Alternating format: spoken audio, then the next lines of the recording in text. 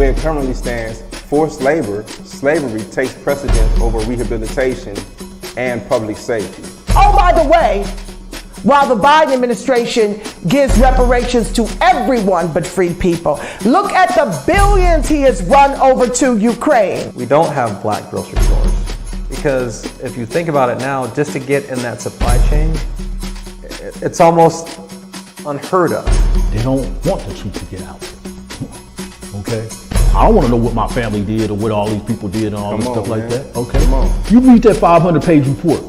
There's this thing called white superiority and black inferiority. That mindset allows all of the behaviors that we've seen across generations, allows for the construction of these policies and practices and systems and structures that continue to oppress us. This is not a handout. This is a debt that is owed. You know, Allensworth was like the internet of his time in 1904, 1905. The total black population in California is about 2.6 million, and then of that, the descendants compose about 2.2 million of that. So California, with a multi-billion-dollar surplus, can absolutely afford to satisfy the international terms for reparations, beginning with compensation. Any financial obstacle that exists that impedes the success of increasing financial prosperity needs to be dealt with and eliminated. No matter where we've been, no matter what part of this fight we've been in, we've been harmed, and we've had harm done to us specifically. When I got to Los Angeles, this was some of the worst segregation I'd ever seen. And remember, I'm telling you, I'm from Mississippi. Because as you can see, I'm giving you broken history right now, you know? But I had to give it to you guys today. No, I got to show them this because it's so precious and nobody really knows about it. Black people don't have that kind of luxury. Our historically black communities have been redistricted multiple times. Now listen, if you can't handle the TR roof, don't tune in.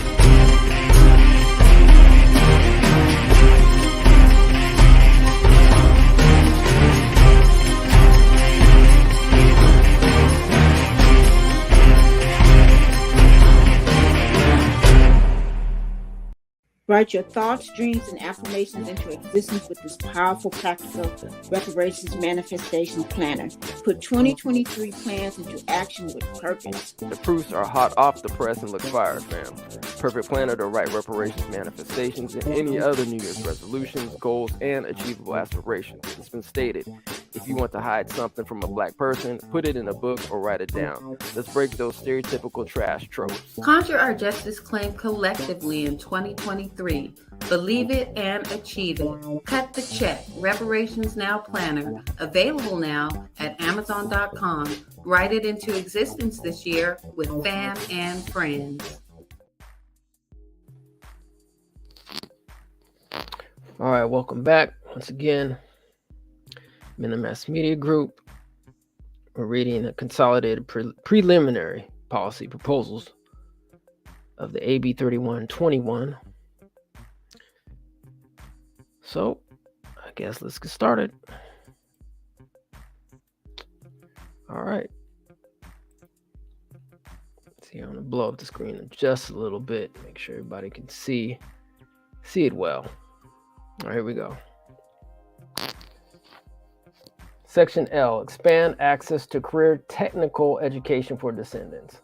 Discriminatory policies have created persisting inequalities in educational attainment and employment for descendants.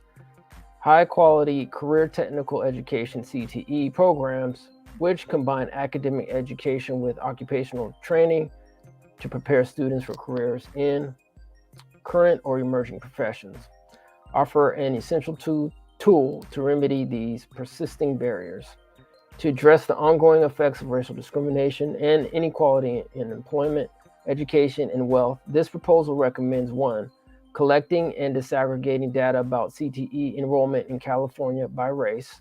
2. Funding and requiring all California public high schools and colleges to offer students access to at least one CTE program. And 3, creating a competitive grant program to increase enrollment of descendants in STEM-related CTE programs, such as green technology at the high school and college levels.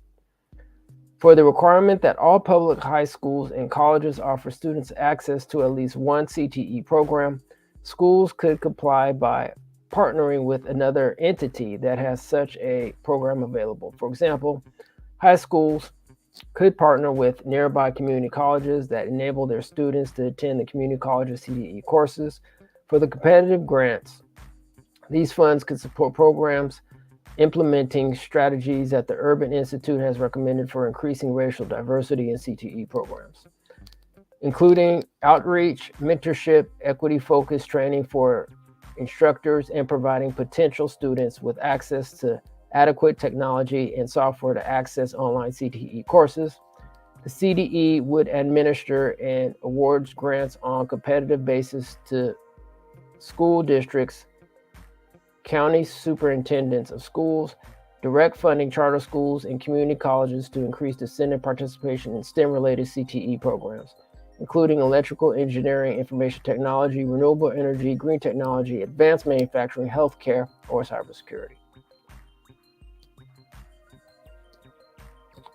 All right, so let me just make sure volume is good here. Just turn it down just a tad bit, and I think we should be good there. All right.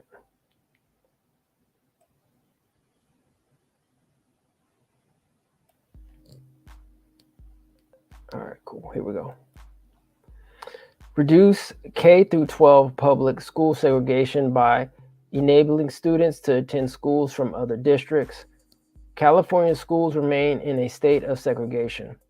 To address school segregation, this proposal recommends that the legislature advance the integration of K through 12 public schools by 1, permitting students to transfer to public schools within their district or between neighboring districts if doing so would improve racial integration, and other diversity measurements such as socioeconomic status and funding free public transportation for students who participate in this school transfer program. The proposal would follow the model of Berkeley Unified School District's BUSD intra-district public elementary school admissions process. Under the BUSD system, parents complete a parent preference form in which parents rank the elementary schools they wish their child to attend. BUSD assigns students based on their parents' preferences, but assignments are made within the constraints of 6 priority categories.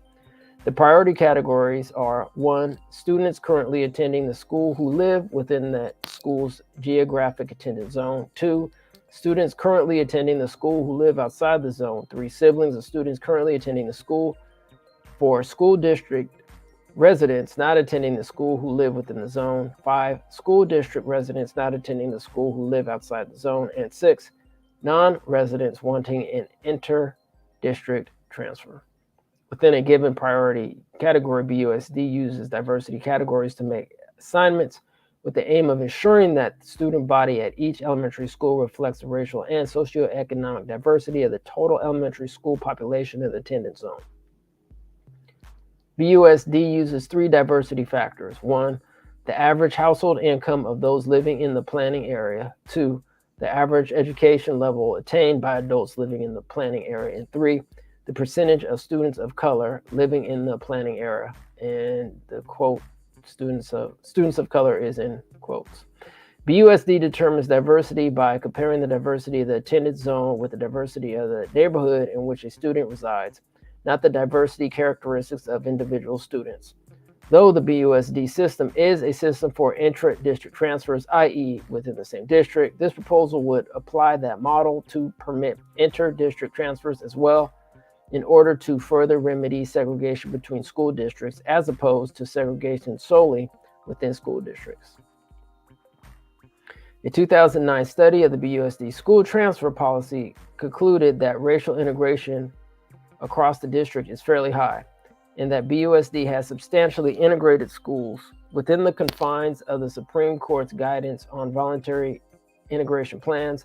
A subsequent study examining Berkeley-style geographic integration plans in the nation's 10 largest metropolitan districts found that the majority of schools in the study sample would experience gains in diversity, and that such integration plans would be especially effective at integrating elementary schools, small schools, and schools in relatively more segregated districts with less diverse neighborhoods. Fund free tuition to California public colleges and universities. Colleges play a critical role in the socioeconomic mobility of Californians, but the costs of attending college have grown exponentially over the last several decades. And that rising cost excludes many descendants from the promise of higher education, reinforcing the ongoing history of discrimination against descendants in education. Thus, this proposal recommends that the legislature fund California public colleges and universities to ensure free tuition for all California residents who are descendants. As a 2020 report states, the high proportion of low-income Black students means that this population is greatly affected by rising college costs and dependent on federal and state financial aid in order to attend college. Within California, for instance, more than half of African American students at UC or CSU colleges receive Pell Grants, which are awarded to students with exceptional financial need. California's community colleges already waive or fund tuition through its Promise program for approximately 50% of its students, nearly 1 million students. For the UC and CSU systems, through a mix of state, federal, and other financial aid programs, about 60% of CSU students and 60% of in-state UC students currently attend college tuition free. Building on these measures, this proposal would follow the precedent of an existing policy begun in fall 2022, where the UC system will waive tuition and fees for Native American students who are state residents and members of federally recognized tribes. I'm going to repeat that again. Building on these measures, this proposal would follow the precedent of an existing policy begun in 2022, where the UC system will waive tuition and fees for Native American students who are state residents and members of federally recognized tribes. All right. Go ahead, put that in my notes.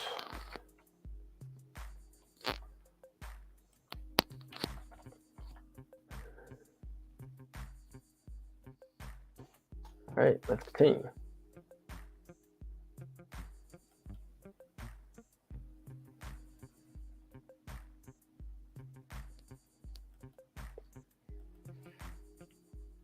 All right, here we go. Eliminate standardized testing for admission to graduate programs in the University of California and California State University system. Standardized testing traces its beginnings to racist origins, and researchers have identified standardized testing as one key cause behind the decline in African Americans enrolling in higher education, as the scores from such tests reflect either biased design or administration, or reflect the inequities that African Americans experience throughout their education. To remedy the discriminatory effect of standardized testing in education, this proposal recommends eliminating standardized testing for admission to the graduate programs within University of California and California State University systems until racial bias is eliminated in the administration of standardized testing for admission. Standardized tests reinforce structural inequalities in education, resulting in the exclusion of African American students from advanced degrees and careers. With respect to medical schools, for example, the Dean of Morehouse School of Medicine observes that while MCAT or MCAT performance has had an adverse influence on the number of Black matriculants, the MCAT score has not been shown to significantly predict whether students will successfully progress in their medical education. De-emphasizing MCAT scores could potentially lead to 3,000 more Black physicians either practicing or in the training pipeline in the U.S. today. Similarly, for the GRE, which is required for most graduate programs in the United States, including master's and doctoral programs in public health, one study found that eliminating the GRE as a requirement increased the number of African American and Hispanic students with no loss of quality as measured by undergraduate grade point averages, performance in required core courses, and graduate employment. A proposal to eliminate standardized tests as a requirement for graduate school admission would follow the lead of numerous schools, including in the UC and CSU systems, that have removed these requirements after recognizing that standardized testing reinforces structural biases and barriers without predicting success. Identify and eliminate racial bias and discrimination in statewide K-12 proficiency assessments. While standardized tests should be eliminated as a prerequisite for admission into undergraduate and graduate programs, standardized testing plays a different role in K-12 education. Since standardized assessments in K-12 are mainly used to assess proficiency and identify areas for improvement and need, the state should maintain such assessments, but should also carefully evaluate them to identify and eliminate racial bias within these systems. Thus, the proposal recommends that the CDE conduct an annual review of the California Assessment of Student Performance and Progress, KAASPP, tests for racial bias, both in the way its tests are administered and in the types of questions that are included. The review should include changes to the KAASPP test administration and contents in the event that racially biased procedures or material are uncovered. The legislative findings behind the KAASPP call for the state to ensure that the exam does not use procedures, items, instruments, or scoring practices that are racially, culturally, socioeconomically, or gender biased. However, there appears to be no provision in the Education Code chapter governing the KAASPP requiring a review or assessment for such bias. The proposal to review, identify, and eliminate racial bias in the KAASPP follows bias review procedures the state has created for standardized tests in other contexts. For example, aspiring teachers in California must pass a reading instruction competence assessment, and the Education Code requires the Commission on Teacher Credentialing to analyze possible sources of bias on the assessment. Consequently, the Commission has a bias review committee which reviews all test content and questions for potential bias, making changes, suggestions, and even eliminating questions if necessary in differential item functioning DIF analysis, which more deeply compares question level responses of members of various subgroups to flag for potential bias after test administration.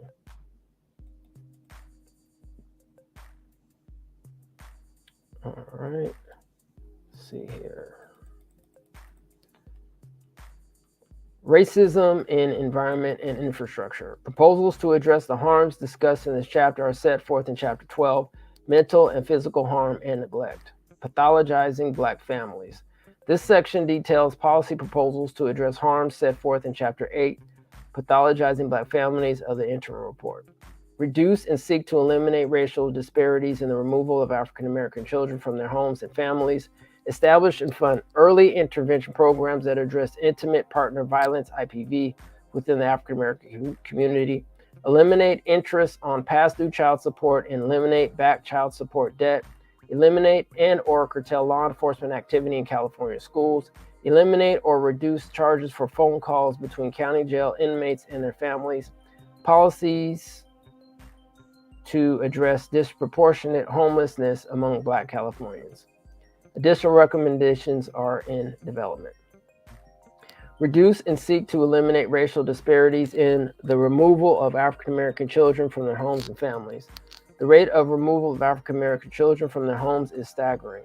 The data shows that in 2018, Black children were 21.8% of the children in foster care in California, the largest percentage by race, despite constituting only 6.5% of the overall population of children. Right, just gonna that. Another report indicated that in 2021, California investigated 1/2 of all Black children. Given the disparities, it is likely that implicit bias impacts Black families at all stages of the process, including during the reporting of abuse or neglect, the investigation of the allegation, the substantiation of the allegation, the decision to remove the child from the home, and ultimately, where where to place a child once a child is removed. When a child has been removed from both parents, Section 361.2, subsection E of the Welfare and Institutions Code allows a court to place a child in a variety of placements, including the approved home of a relative or approved home of a non-relative extended family member, which is referred to as a kinship placement.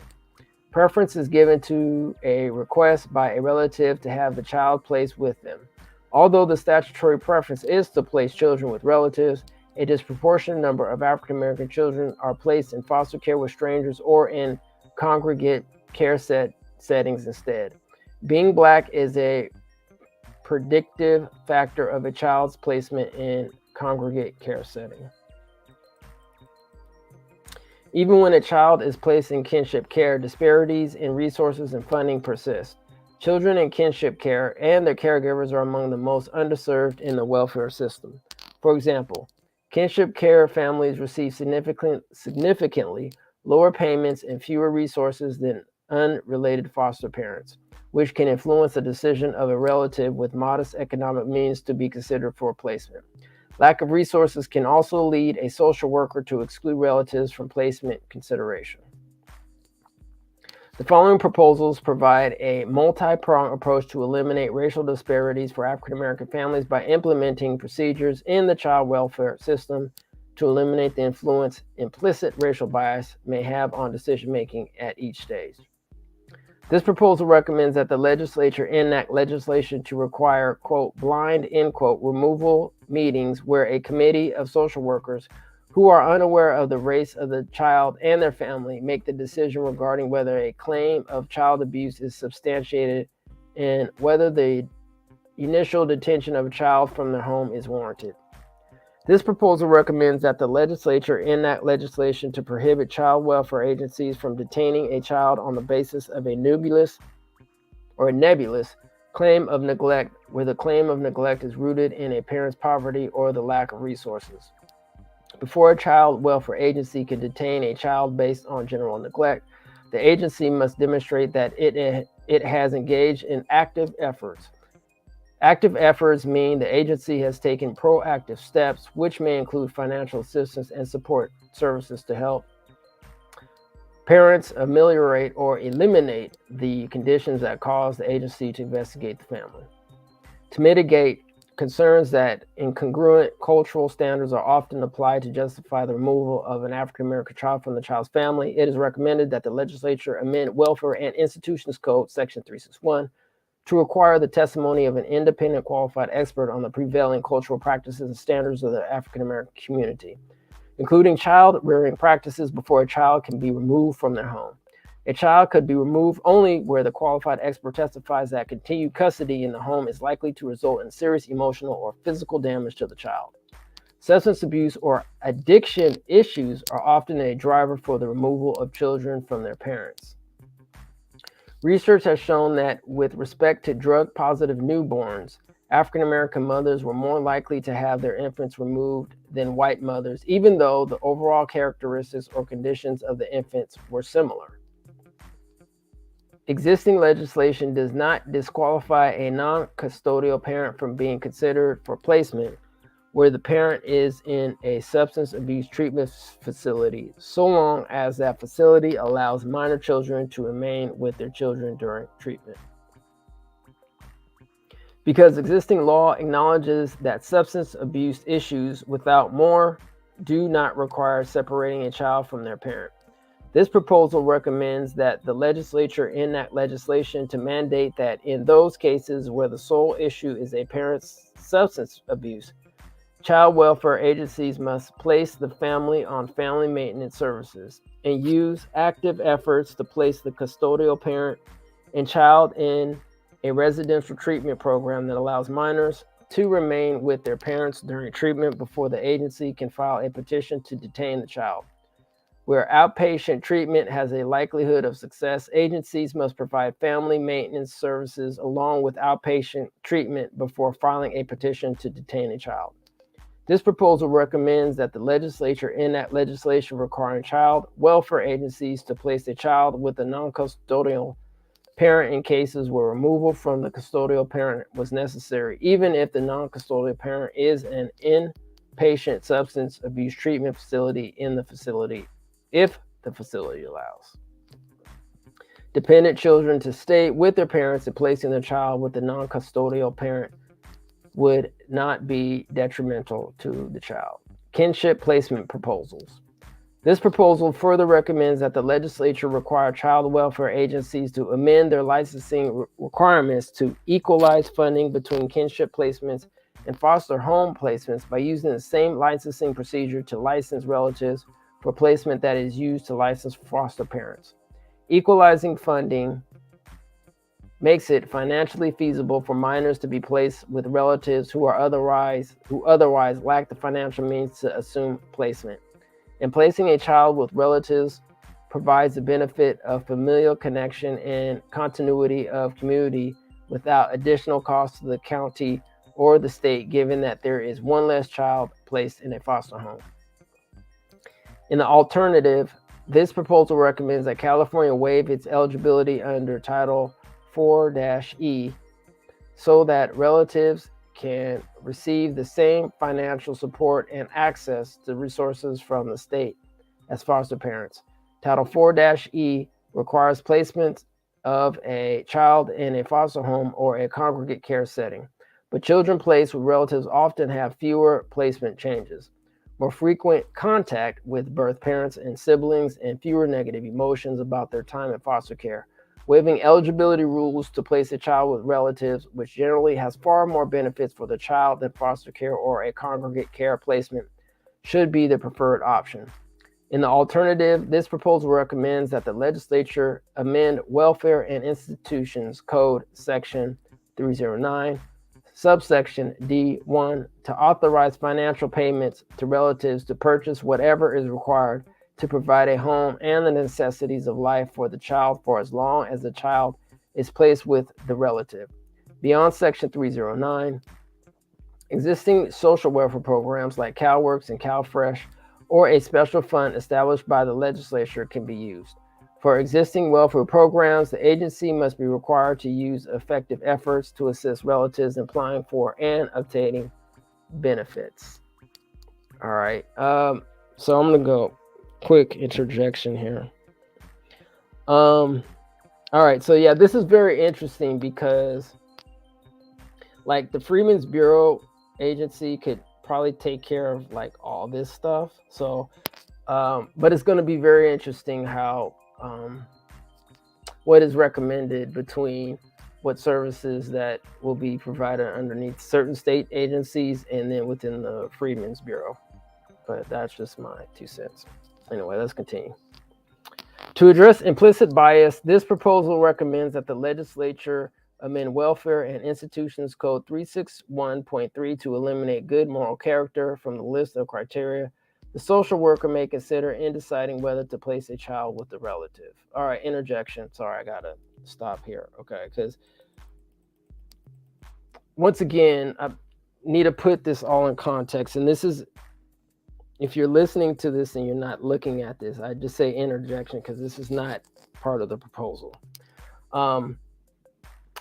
Once again, this is, if things aren't put in its proper place and proper perspective, and especially when we're talking about social workers who may not be as culturally aware, who may not be a descendant or part of the community,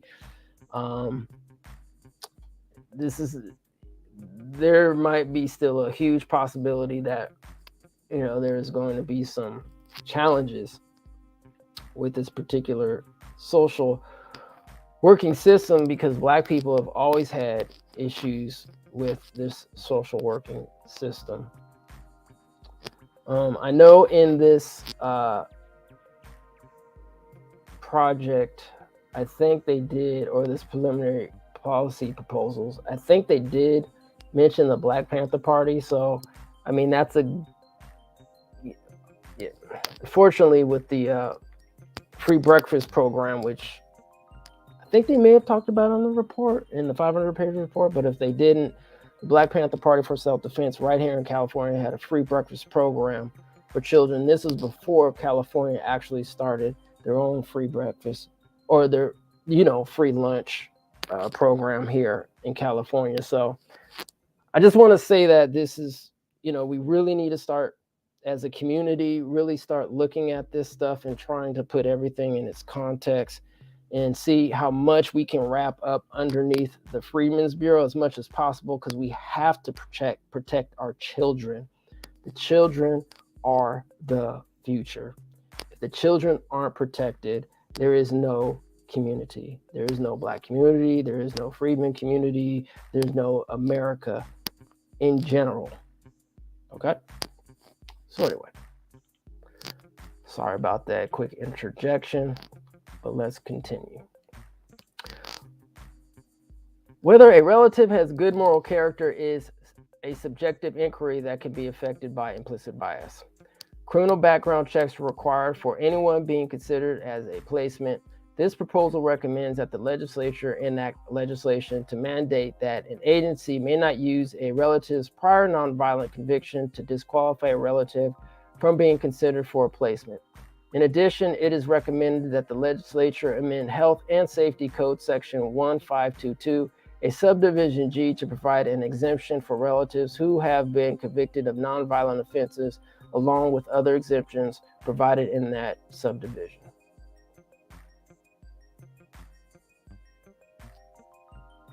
All right, here we go. Allowing relatives with convictions of nonviolent offenses to be considered acknowledges that the criminal justice system in California is disproportionately targeted and convicted African Americans, and because most convictions stem from guilty pleas, which may have been accepted solely to avoid trial and a potential higher sentence, a nonviolent conviction by itself should not be disqualifying. This proposal recommends that the legislature enact legislation that would permit a relative with a prior conviction of a violent offense to be considered for placement where 1, the conviction is not for a reportable offense under Penal Code Section 290 or similar provision. 2, the relative has been free from incarceration and supervision for a minimum of 10 years. 3, the prior conviction for a violent offense is more than 10 years old. And 4, the relative has demonstrated by clear and convincing evidence that they are not likely to reoffend. This proposal recommends that the legislature enact legislation that would permit relatives with a substantiated prior child welfare case to be considered for placement if the substantiated instance of child abuse or neglect occurred at least 10 years before the relative's current placement application, and there is clear and convincing evidence that the relative has resolved those issues. Establish and fund early intervention programs that address intimate partner violence, IPV, within the African American community. African American victims of IPV face unique and historically rooted challenges in seeking and obtaining services related to safety, prevention, and treatment. For example, Black victims of IPV may harbor a justifiable distrust of law enforcement and social service providers, which in turn limits the protection and support that victims receive. Many women refrain from seeking assistance out of fear of losing their children to discriminatory child welfare systems.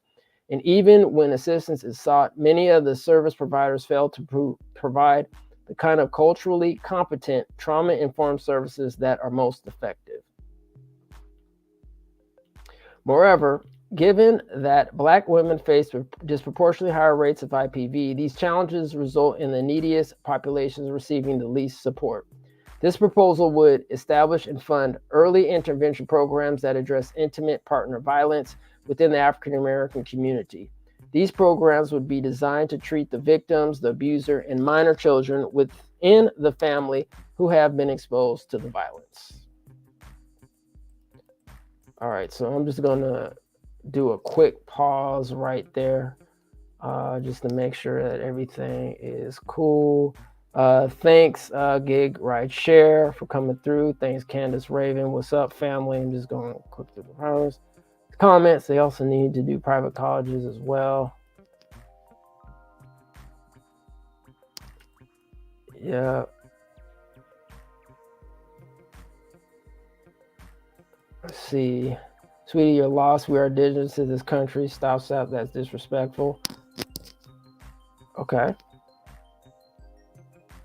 Let's see.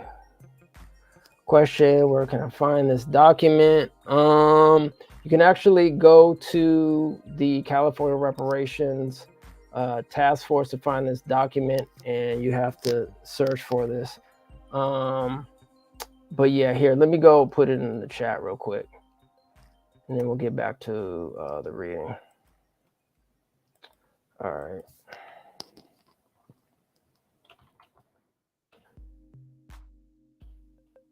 I have to sit back, listen to the music for a minute, and then we'll get back to, I'll put the link in the chat. Let's see where we can go to. All right. Okay, so here's the website. And then once you go on there, you'll see something that says 2002 interim report of the task force.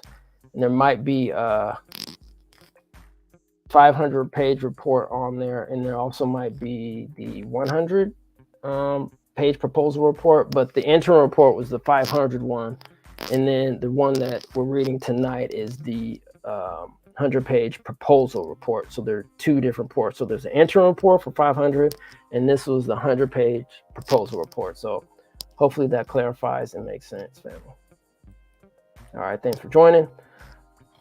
All right, let's continue on page 61 here.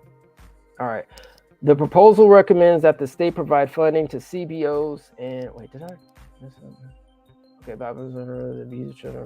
okay.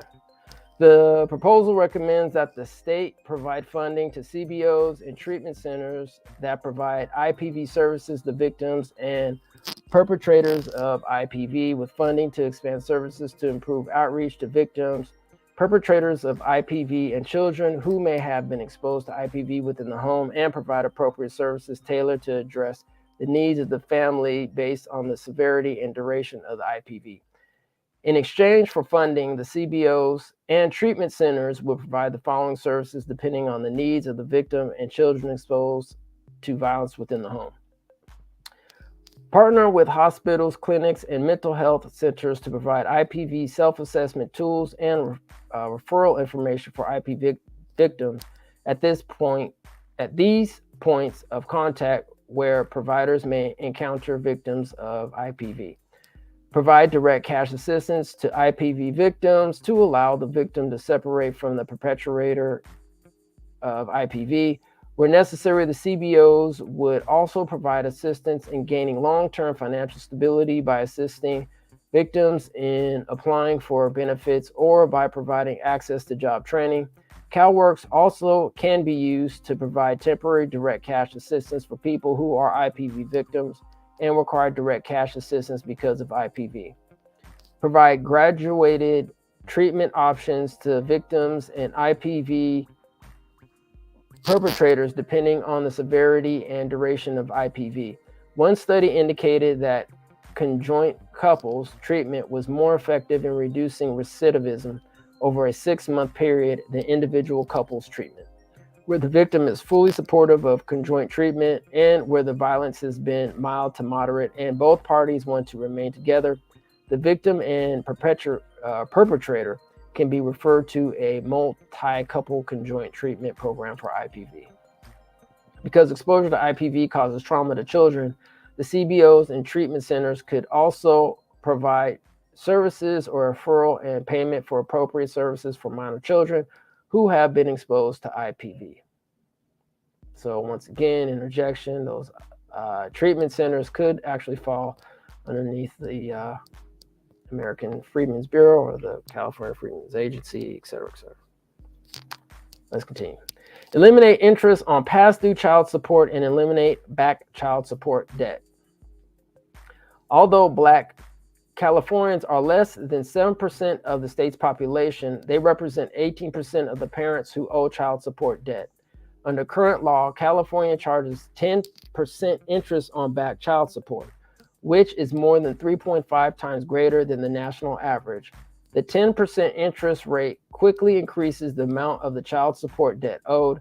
As a result of the debt owed for Blacks' child support and interest, a disproportionate number of Black parents are saddled with crushing debt that hinders their ability to attend school or job training, maintaining housing, and find employment in their professional licenses and or driver's license have been suspended because of failure to pay child support debt.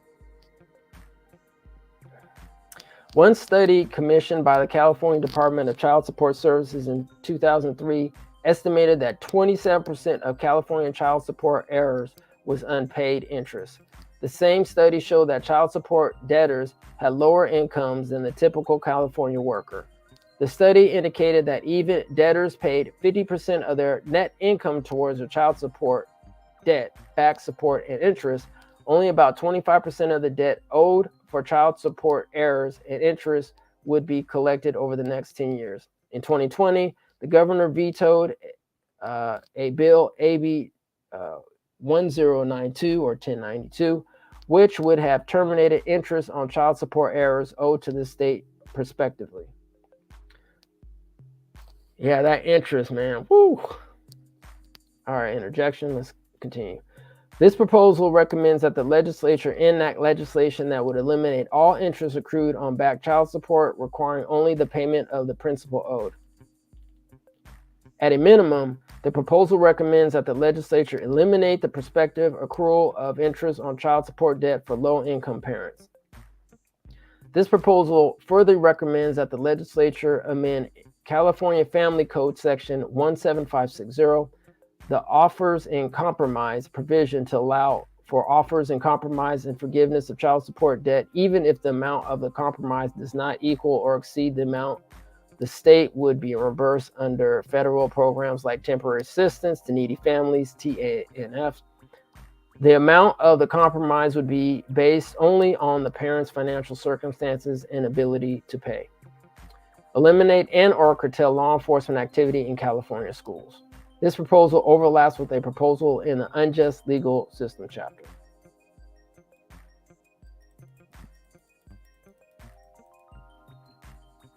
There are no statewide standards that govern the role of school resource officers, SROs. Wow. I'm going to repeat that again. There are no statewide standards that govern the role of school resource officers. Black students, among other groups, are disproportionately subject to discipline by schools, including exclusionary discipline, and often for minor and subjective behaviors. These same student populations are disproportionately referred to law enforcement, arrested, and become justice system involved at higher rates than their similar situated peers. The presence of law enforcement personnel on school campuses should accordingly be limited, and the role of police officers in schools should be clearly defined. Okay, I'm just gonna highlight this one real quick, because this is nuts, man. All right.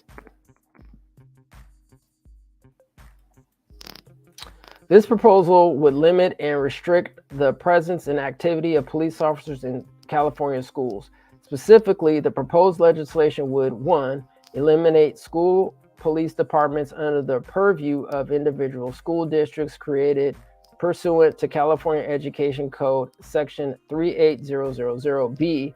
2, prohibit the use of supplemental and concentration grant funding to pay for school police, school security, and SROs, which presently is permitted under California's local control funding formula, LCFF, under certain circumstances. 3, require a memorandum of understanding between school districts and law enforcement agencies that provide services to school campuses.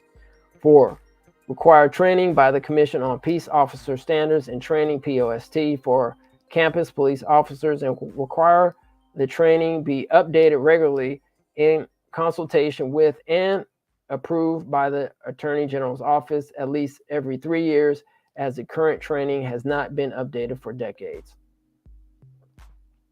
5, require implicit bias training for all school police officers. And 6, require data collection and annual reviews tracking disparities in police encounters.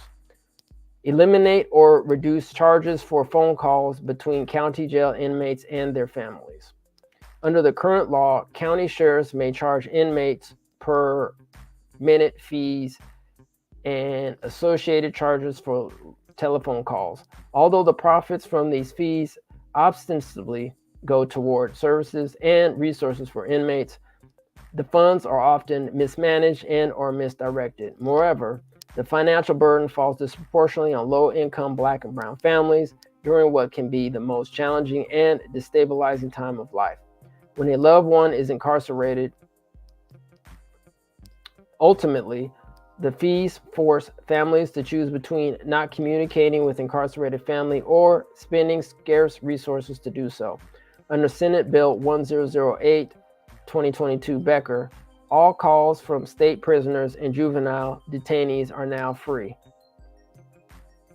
This proposal would preclude county jails from profiting from their inmates by mandating that all inmate calls be free. The proposal would similarly include limits on the markup of commissary items, another instance of jails profiting from the most vulnerable Californians. Policies to address disproportionate homelessness among Black Californians. Black Californians make up a disproportionate share of the state's unhoused population. While Black individuals make up only 5.5% of the state's population, they comprise over 25% of the unhoused households that contacted homeless service providers in the 2020-21 fiscal year. All right. A recent report on Black homelessness in Los Angeles concluded that the impact of institutional and structural racism in education, criminal justice, housing, employment, healthcare, and access to opportunities cannot be denied. Homelessness is a byproduct of racism in America. The same study concluded that the interconnectedness of incarceration and homelessness creates a revolving door that only serves to make the plight of homelessness more challenging and complex. All right, go ahead and take note of that one. All right, let's go. Streaming and incentivized development of permanent supportive housing, PSH, and extremely low income ELI housing. PSH and ELI housing are critical components to solving the homelessness crisis.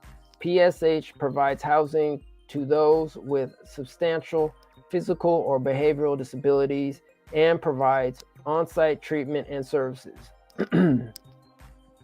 ELI households are those whose incomes are at or below the poverty guideline, or 30% of the area median income. Unfortunately, the costs and delays associated with PSH developments have severely impacted their feasibility in many communities. Recommendations accordingly include subsidies to developers and property managers of PSH and ELI housing, establishment of state-funded and state-operated PSH and or ELI housing as proposed in Assembly Bill 2053 Lee, and exemptions for ELI and PSH developments from applicable zoning and permitting regulations. Mandate anti-bias and or other trainings for staff or homeless services providers. A recent report by the California Policy Lab found that implicit bias and prejudice exist among the case managers, property managers, and landlords that ostensibly should be supporting unhoused Black individuals. This proposal recommends mandating implicit bias training for designated homeless services providers and or to fund statewide studies of racism with homeless services systems. Other training topics should include cultural competency, trauma-informed care, institutional racism, and the needs of diverse unhoused populations, particularly Black and LGBTQ individuals. Fund permanent supportive housing, PSH, diversion programs for individuals incarcerated in county jails. PSH has been shown to reduce homelessness among those with substantial physical disabilities or mental health issues. A pilot program in Los Angeles County, just in Reach Pay for Success, created a diversion program for county jail inmates with histories of homelessness and physical or behavioral disabilities. The program placed qualified individuals into PSH units and provided wraparound services. A study of the program found that its cost was fully offset by decreased use of shelters, inpatient hospitalization, and/or incarceration. In light of the program's success and cost effectiveness, this proposal recommends that the legislature allocate funding for similar programs throughout the state. All right. Let's look into that one a little bit more. Fund a study and analysis of county jail efforts to secure housing for incarcerated individuals upon release. Studies have shown that formerly incarcerated individuals are almost 10 times more likely to be homeless than the general public, and that formerly incarcerated Black men have much more higher rates of unsheltered homelessness than white or Hispanic men. Senate Bill 903, 2022, Hertzberg, requires a rigorous study and analysis of California Department of Corrections and Rehabilitation's efforts to assist those individuals recently released from incarceration with any housing needs. A similar study should be made with respect to individuals recently released from county jail.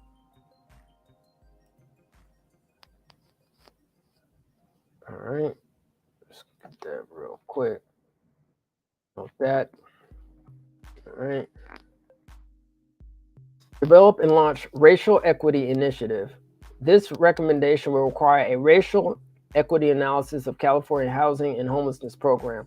The analysis would be geared towards ensuring equitable contracting, increasing Black participation in employment and employment, promoting racial diversity at all relevant agencies and offices, ensuring that management is appropriately trained in cultural competency, and creating opportunities for people with lived experiences with homelessness to participate in reform efforts.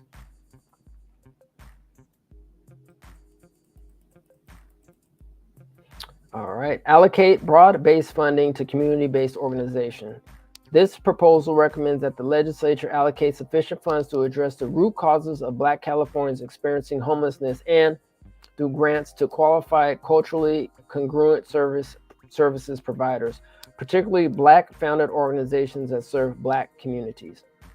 Support the delivery of comprehensive services needed to reduce and eliminate this disparity and more generally improve access to affordable housing, employment, mental and physical health services, youth development, public benefits, education, and civic engagement. Funding priorities should include, but not limited to, emergency rental assistance, eviction, housing counseling, and rapid rehousing plans. Funding and training should also be provided to faith institutions and non-traditional sites. For example, beauty barbershops, community colleges, neighborhood markets that interact with unhoused populations to enable these entities to provide services and/or resources. The funding would be prioritized for organizations that use a community-based participatory approach to services and that rely on or employ individuals with lived experience with homelessness. Increase compensation for homeless services providers. Frontline workers staff the myriad of programs and services that support the unhoused community. Unfortunately, wages for these workers are frequently extremely low. Moreover, low wages relative to the cost of housing have contributed to chronic understaffing and extremely high turnover among homeless service providers in California. The end result is a substantial negative impact on the quality of homeless services. Accordingly, this proposal recommends that the legislature include compensation requirements for wage floors baseline in its grants to service providers. The funding or statutory scheme should include resources and requirements for 24-hour skilled staffing at shelters and PSHs, ongoing training for case managers on trauma-informed practices, and peer advocate programs that pair residents with individuals with lived experiences being unhoused. All right, so we're close to an hour. I'm gonna try to get through the next 3 pages and then we will go ahead and wrap it up. Okay, Enact civil rights protections to guard against housing and employment discrimination. Enact and fully fund a framework for the investigation of and enforcement against discriminatory practice in housing and employment. Strengthen housing eligibility and tenant protections. This proposal recommends that the legislature pass legislation as needed and calls for federal action as appropriate to ensure more robust protections within the private market as well as within public housing and voucher programs, including efforts to remove barriers to eligibility and expand access to public housing, protections to preserve and enhance the rights of tenants living in public housing, protections against Section 8 and other housing subsidy discrimination, expansion of source of income discrimination protections, expansion of just cause eviction requirements to all residential rental housing, prohibition of criminal background checks and tenant screening, broader rent control measures, right to counsel and financial assistance for eviction proceedings, stronger protections against landlord retaliation. Fund and implement measures to protect homeowners. This proposal recommends that the legislature fund and advance the implementation targeted efforts, particularly to Black seniors, to prevent loss of home ownership, including education around financial literacy and investment, education to protect against scams, and access to resources to prevent closure. Okay, that's actually a really good one because we want, our senior community to make sure that, they are well taken care of. Because eventually, hopefully, we will all get to that level of wisdom. All right, here we go. Control over creative, cultural, and intellectual life. This section details policy proposals to address harms set forth in Chapter 9, Control over Creative, Cultural, and Intellectual Life of the interim report. Formal apology on behalf of the state of California minstrel shows, check. Formal apology on behalf of the state of California discrimination in the arts, check. Formal apology on behalf of the state of California discrimination in law enforcement and regulations. Formal policy on behalf of the state of California bias in cinematic depictions, yep. Formal apology on behalf of the state of California targeted harassment of artists and businesses, check. Formal apology on behalf of the state of California disruption of leisure activities. Provide state fundings to descendants to address disparity in compensation among athletes in University of California and state system, check. Prohibit discrimination based on natural and protective hairstyles in all competitive sports. Oh, super check on that one. Provide state funding to support descendant athletes in capitalizing on their name, image, and likeness and intellectual property. Yep. Identify and remove monuments, plaques, state markers, and memorials, memorializing and preserving Confederate culture. Erect monuments, plaques, and memorials, memorializing and preserving Reconstruction era and the descendant community. Provide funding to the proposed California American Freedmen Affairs Agency specifically for creative, culture, and intellectual life. Check, check, check. Eliminate the practice of banning books maintained by the California Department of Corrections and Rehabilitation. Public disclosure of compensation and benefits for artists across all media industries in California. Check. All right. Formal apology on behalf of the state of California minstrel shows. This proposal recommends that the legislature take steps within its authority to issue a formal apology on behalf of the state of California that addresses the endorsement of minstrel shows. All right, quick interjection. Right here on the Mass Media Group, if you have yet to check out our, I think it may be 50, 20 minutes, I can't remember. Anyway, it's called Blacklisted, and we actually go over the history of Hollywood, and in specifically the title, Birth of a Nation. So check that out. That was very minstrel and actually reignited the Ku Klux Klan right here in the United States.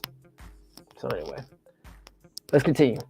Formal apology on behalf of the state of California, discrimination in the arts. B, this proposal recommends that the legislature take steps within its authority to issue a formal apology on behalf of the state of California that addresses openly allowing segregation and discrimination against descendants in the United States with respect to musicians, workers, and artists.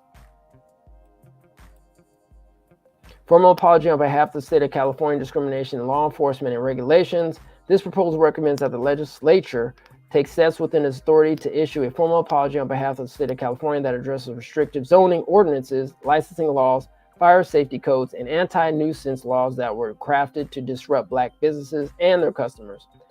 Through racially targeted enforcement, eminent domain, and outright exclusion, these restrictions disproportionately and adversely affected descendants. Formal apology on behalf of the state of California, bias in cinematic depictions. This proposal recommends that the legislature take steps within its authority to issue a formal apology on behalf of the state of California that addresses state censorship of cinematic depictions of discrimination in African American descendants integrating in white society. Formal apology on behalf of the state of California, targeted harassment of artists and businesses. This proposal recommends that the legislature take steps within its authority to issue a formal apology on behalf of the state of California that addresses the targeting of African American musicians, including hip hop artists, and targeted harassment of African American owned businesses that provided leisure opportunities and safe communal spaces to African American Californians, American freedmen, descendants. Formal apology on behalf of the state of California, disruption of leisure activities. This proposal recommends that the legislature take steps within its authority to issue a formal apology on behalf of the state of California that addresses the implementation of anti-cruising, anti-gathering laws, and curfews that disproportionately and adversely affected descendants. This might include expanding on Assembly Concurrent Resolution number 176 related to cruising. This concurrent resolution recognized the celebrated history and the culture of cruising by encouraging local officials and law enforcement to work with local car clubs to conduct safe cruising events, in effect, condemning anti-cruising, anti-gathering laws. Further work and study would be needed to examine the effectiveness and utility of curfew laws in recognition of their anti-Black history. Okay, so we'll stop there. Quick interjection. Yeah, this is a pretty big one. I know my dad, and may he rest in peace, his friend actually literally used to build those like cars. You know, he's a Black man, like way back in the day. And, you know, brothers used to get sweated. You know, Black people used to be sweated for cruising, right? You know, back in the day. So yeah, this is a very interesting section. So anyway, we're going to stop there and we will continue tomorrow on page 70. Looks like they're going to be talking about providing state funding to descendants to address disparity in compensation among athletes in the University of California and the state system.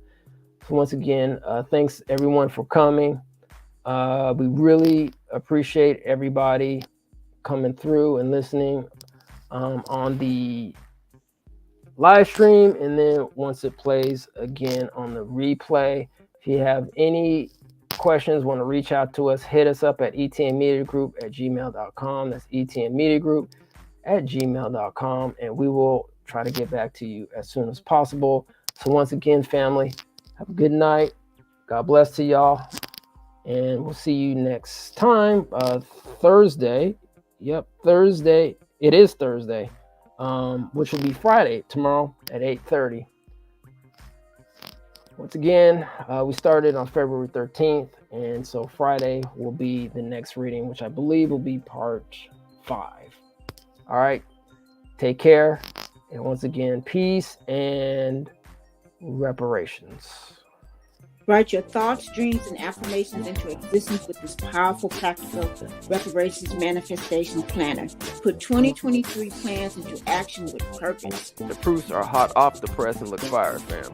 Perfect planner to write reparations manifestations and any other New Year's resolutions, goals, and achievable aspirations. It's been stated, if you want to hide something from a Black person, put it in a book or write it down. Let's break those stereotypical trash tropes. Conjure our justice claim collectively in 2023.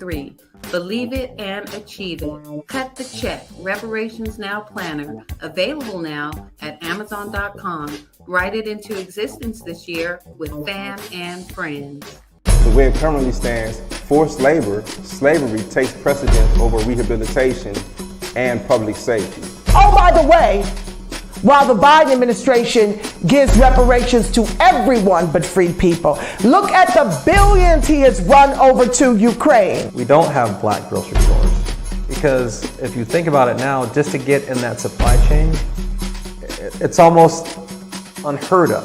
They don't want the truth to get out. Okay? I don't want to know what my family did or what all these people did and all this stuff like that. Okay. Come on. You read that 500-page report.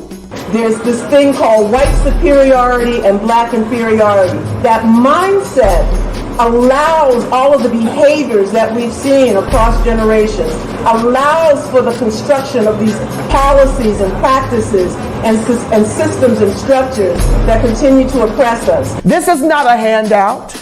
This is a debt that is owed. You know, Allensworth was like the internet of his time in 1904, 1905. The total black population in California is about 2.6 million, and then of that, the descendants compose about 2.2 million of that. So California, with a multi-billion-dollar surplus, can absolutely afford to satisfy the international terms for reparations, beginning with compensation. Any financial obstacle that exists that impedes the success of increasing financial prosperity needs to be dealt with and eliminated. No matter where we've been, no matter what part of this fight we've been in, we've been harmed, and we've had harm done to us specifically. When I got to Los Angeles, this was some of the worst segregation I'd ever seen. And remember, I'm telling you, I'm from Mississippi. Because as you can see, I'm giving you broken history right now, you know? But I had to give it to you guys today. I said, no, I got to show them this because it's so precious and nobody really knows about it. Black people don't have that kind of luxury. Our historically black communities have been redistricted multiple times. Now listen, if you can't handle the TR roof, don't tune in.